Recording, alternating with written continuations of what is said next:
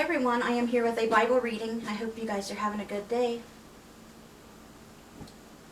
We got back from the hospital today. I'm telling you, they've changed everything in there since I've been there.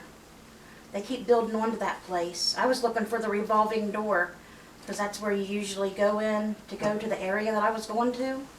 They took the revolving door out and the whole thing looks different now. They put in a new emergency room. It's got a big fireplace in there. So we went all the way down that hallway. Okay? And they're like, no, you got to go back up to the front desk, which there never was one there before. Starbucks was there. So we go up to the front desk, and they're like, they give me a green folder, and then they're like, somebody will call you in a minute. So then they called us, and we had to go to this little cubicle that was on the side. And then we had to go clear back down there to the other desk where they always just signed you in at to do the procedure for my CAT scan. And then I got to go in there. But I was supposed to have my CAT scan with that dye contrast. And I started off with the one nurse who was going to do it. She couldn't get it in my arm, couldn't get it in my hand. Then the other nurse got on the other side, couldn't get it in my arm, couldn't get it in my hand. So they ended up calling my doctor to see if they can do it without contrast. So she said yes, so I was ready to get out of there, so I was glad. I was glad. But I just know the lung doctor is going to want another one with contrast, and I'm going to have to go through it again. But by the time they got done doing that and poking me everywhere, and I got sick, I'm like, I'm not going to the cancer center and getting blood work today because, no, I'm already wrapped up in all the places, and I'm not going through trying to get stuck all over again because I was already feeling sick. They always tell me my veins roll and my veins are too little, and it wasn't a very pleasant experience, but at least that part's done. I was really hoping I'd get to go to the cancer center today and get the blood work while I was out too, but I didn't.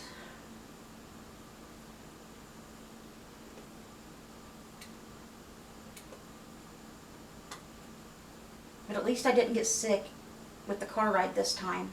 I was starting to feel a little sick going through this, but with the new Dramamine N that I bought to take for these trips, this is the first time I've used it to go, and I made it there and back without having to throw up this time, so I was really glad about that. Okay guys, so that's my update for me. The other updates I'll give you when we do the prayer requests. So today we're going to be reading Matthew chapter 26, verse 47 through 68, Psalm 32, and Proverbs chapter 8, verses 27 through 32. We'll be reading in the King James Version.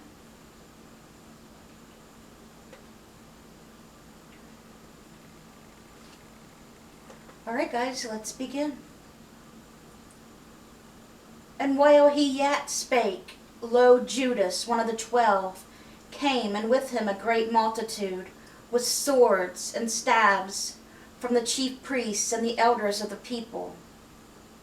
Because remember yesterday's reading? Judas said he was going to give Jesus up. He would bring the people to him, the teachers of the law, for 30 pieces of silver. They gave him 30 pieces of silver, and he would lead them to Jesus when he was away from, all the people in public, so they could arrest him. And this is what he's doing right now. Now he that betrayed him gave them a sign, saying, Whoever I shall kiss, that same is he. Hold him fast. Jesus already knew all that was going to happen. That's why he told Judas, do it, and do it quickly. You betray the Son of Man with a kiss. Been better for him if he had never been born, Judas. And forthwith he came to Jesus and said, "Hail, Master," and kissed him. He thought he was tricking Jesus, but he wasn't. He was not. Jesus already knew what he was up to. If you remember the Last Supper, and him saying, "The one who dips their hand in the bowl with me is the one," and remember Judas? And Jesus said unto him, "Friend, wherefore art thou come?" Then came they and laid hands on Jesus and took him. And behold, one of them which were with Jesus stretched out his hand and drew his sword. In one of the books it says it was Peter. And struck a servant of the high priest and smote off his ear. And then Jesus unto him, "Put up again thy sword into his place, for all they that take the sword shall perish with the sword." Jesus told them to put the sword up. They were not going to go out that way. And Jesus actually healed the guy's ear back. And with them seeing that, do you think these people would be like, "Look what he just done. He just put my ear back on my head. He made my ear grow back." Like, is he, maybe he is the Son of God, but no. They arrest him. "Thinkest thou that I cannot now pray to my Father, and he shall presently give me more than 12 legions of angels?" Jesus is telling them, if I want to be saved, don't you think I can be saved right now? Because God will send down his angels to save me if I say something, if I want to be saved. But Jesus is doing this for us. They just think they're protecting him. They still don't really understand, what all Jesus has tried to tell them. "But how then shall the scriptures be fulfilled?" Jesus told them. "That thus it must be. In the same hour said Jesus to the multitudes, Are ye come out as against a thief, with swords and staffs for to take me? I sat daily with you teaching in the temple, and ye laid no hold on me." Jesus is telling them, why are you come here now with staffs and swords to try to arrest me like this? I taught among you in the temple like every day. Why couldn't you just arrest me then? But of course they didn't want to, because the multitudes of people, because they held Jesus as the Son of God, the prophet, and they feared them getting attacked. "But all this was done that the scriptures of the prophets might be fulfilled. Then all the disciples forsook him and fled." Just like Jesus said, they fled. When the shepherd is struck, the sheep will flee, and they fled. And they that had laid hold on Jesus led him away to Caiaphas, the high priest at that time, remember? The high priest, where the scribes and the elders were assembled. This makes me sick of what happens when they take Jesus back there, the way they treated him. But Peter followed him afar off until the high priest's palace, and went in and sat with the servants to see the end. Peter was like lurking in the background, and then he sat with the people outside there where he could see Jesus, to see what was going on, but he don't want them to know that he was one of the disciples, that he was with Jesus, out of fear. Remember, Peter said he wouldn't deny Jesus, and Jesus told him, before the rooster crows, you will deny me thrice, which is 3 times. And Peter said, no, I'll go down to you with death if I have to.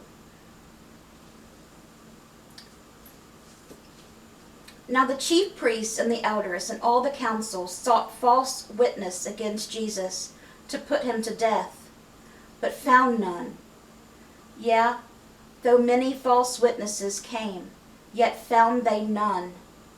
At the last came 2 false witnesses, and said, This fellow I am able to destroy the temple of God, and to build it in 3 days. They're saying Jesus said that, but they don't understand what he means. He's not talking about the temple. He's talking about his body. Remember, he'll be able to destroy the temple, and then he will build it again in 3 days. Jesus comes back from the dead in 3 days after they killed him. And said, this fellow said, I am able to destroy the temple of God and build it in 3 days. And the high priest arose and said unto him, answerest thou nothing? What is it which these witnesses against thee? But Jesus held his peace. And the high priest answered and said unto him, I adjure thee by the living God, that thou tell us whether thou be the Christ, the Son of God. Jesus said unto him, thou hast said. Nevertheless, I say unto you, hereafter shall ye see the Son of Man sitting on the right hand of power and coming in the clouds of heaven. This really ticked them off, as you will hear. Then the high priest rent his clothes, tore his clothes, saying, he hath spoken blasphemy. What further need have we witness? Behold, now ye have heard his blasphemy. And another book actually said he smacked Jesus in the face. What think ye? They answered and said, he is guilty of death. Then did they spit in his face. They spit in Jesus' face. Now, why was that necessary? That's one of the most disgusting things you can do. Then they spit in his face and buffeted him, and others smote him with the palms of their hands. They spit in his face, they beat him, they mocked him. They ended up flogging him, which is being beat with a whip. Some of those whips back then even had pieces of metal on them. They put a big, thick crown of thorns on his head, blood pouring down his face. Picture this. Jesus is your brother. Picture this. Your human brother here on this earth, him going through that. Because Jesus is your brother. Picture him going through that, and for nothing. For doing nothing but trying to save us. And that's not all they do to him.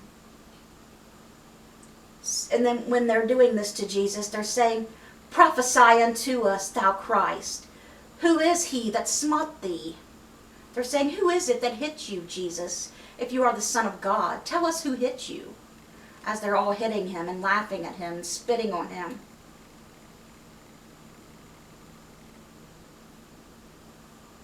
Jesus could have had it stopped at any minute, in an instant. All he had to do was say the word. God would have sent his angels. But no, he wanted to do this for us. He wanted to go through it for us. Nobody wants to go through it, but he did it for us. He took on our sins as his own, for him to be punished instead of us.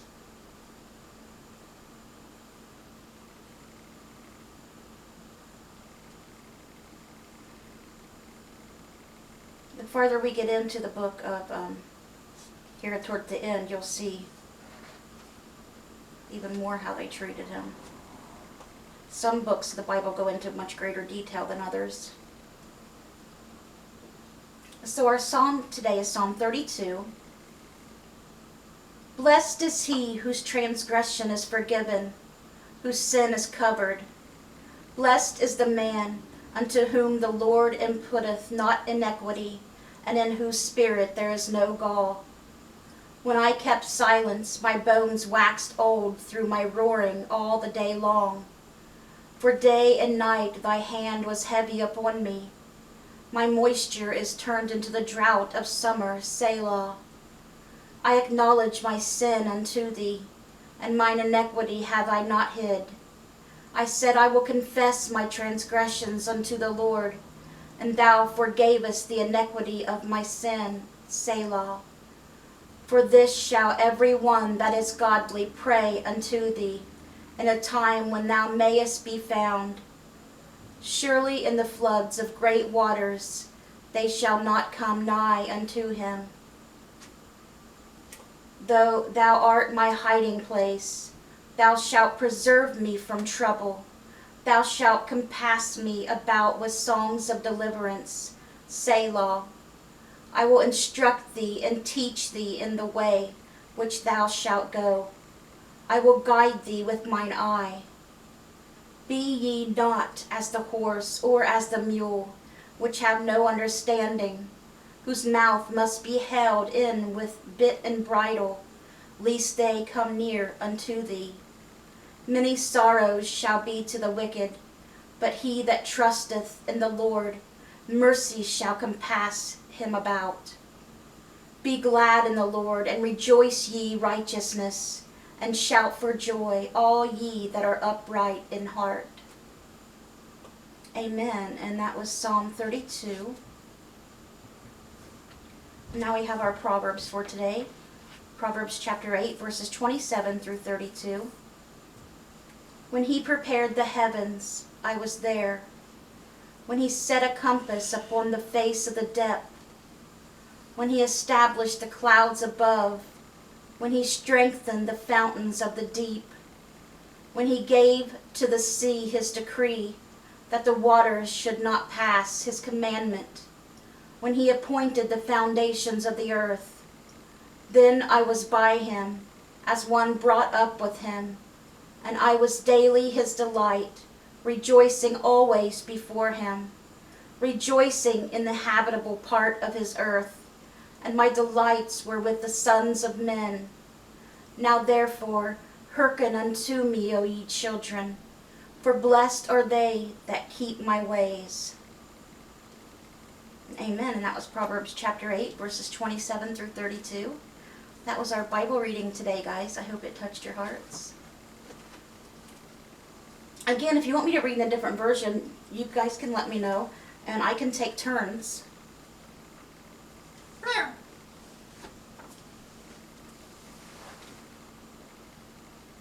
You behave. Behave. Okay. Our homework question for last night was,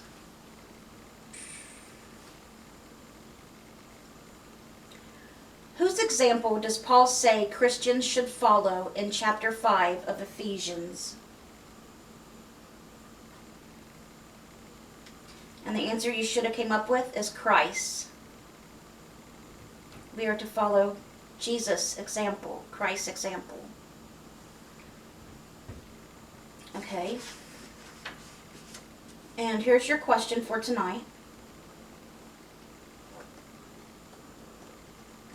In the Gospel according to John, which of the apostles doubts Jesus' resurrection until he sees Jesus with his own eyes?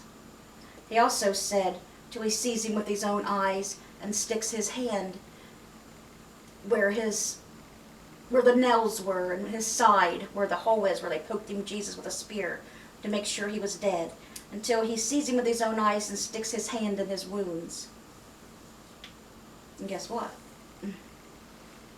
He got just that too. So who do you think that disciple was? In the Gospel according to John, which apostle was that, guys? All right, so there's that.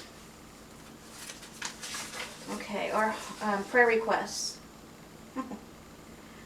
Please keep Lonnie Doles Jr. and family in your prayers.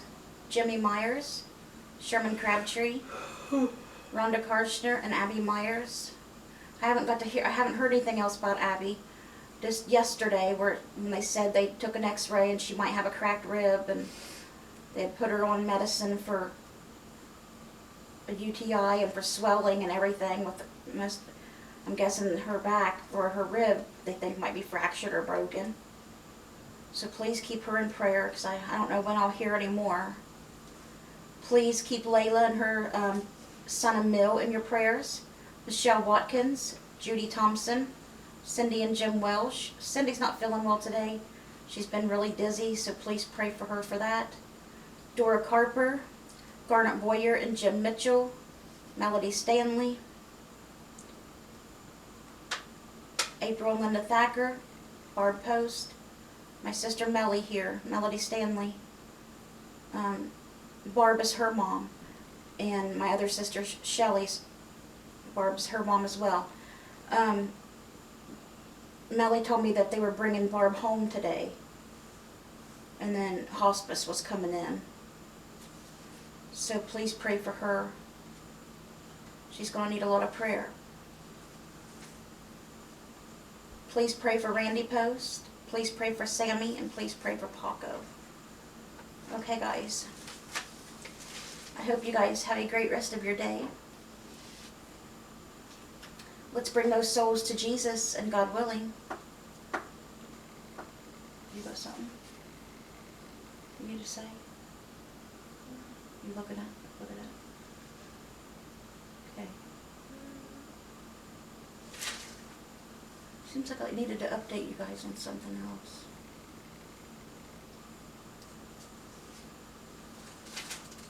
But Barb's not doing good. Melly told me, the doctor told her that he don't think she'll make it a week. But they don't always know. You know, that's up to God. It might be her time, it might not be. The doctors, and they all thought that before a few years ago too, but God made her stay here. Because they all thought when they took her off life support last time, which was probably about 3 years ago or longer, that she was definitely going to die. But she did not. And she looks really rough. She looks really bad. Nobody should have to go through what she's been going through, that's for sure. So please keep them in your prayers. I hope you guys have a great rest of your day. Let's bring those souls to Jesus, and God willing, we'll see you guys again tomorrow with another Bible reading. Bye guys. God bless.